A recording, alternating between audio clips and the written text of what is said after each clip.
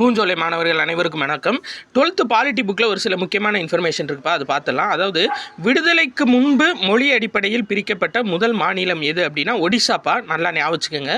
விடுதலைக்கு முன்பு மொழி அடிப்படையில் பிரிக்கப்பட்ட முதல் மாநிலம் ஒடிசா 1936. விடுதலைக்கு அப்புறம் பிரிக்கப்பட்ட முதல் மாநிலம், சரியா, மொழி அடிப்படையில் விடுதலைக்கு பிறகு பிரிக்கப்பட்ட முதல் மாநிலம் எது அப்படின்னா ஆந்திர பிரதேசம் 1956.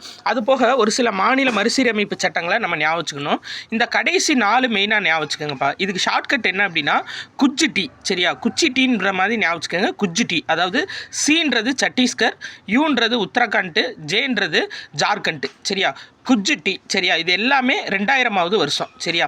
சத்தீஸ்கர், உத்தரகாண்ட், ஜார்க்கண்ட். அதுக்கடுத்து டி, கடைசியாக டி இருக்குது பார்த்தீங்களா, அது தெலுங்கானா மாநில உருவாக்கம் 2014. அடுத்து இந்த இது பாருங்கள், இதை ஞாபகம் வச்சுக்கோங்க. அதாவது அகோவான்னு ஞாபகம் வச்சுக்கோங்கப்பா. அதுக்கு முன்னாடி, சரியா, அகோவா எது குஜ்ஜிக்கு முன்னாடி. அகோவா அப்படின்னா ஆன்றது அருணாச்சல் பிரதேசம் 86, கோவா 1987.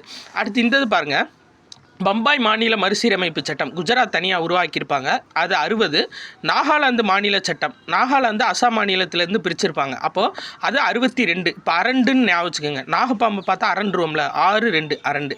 அடுத்து பஞ்சாப் 2 நம்பர் 1 வரும், 1966 பஞ்சாப் மறுசீரமைப்பு சட்டம். ஹரியானா மாநிலம் உருவாக்கம், அது எப்போனா 1966.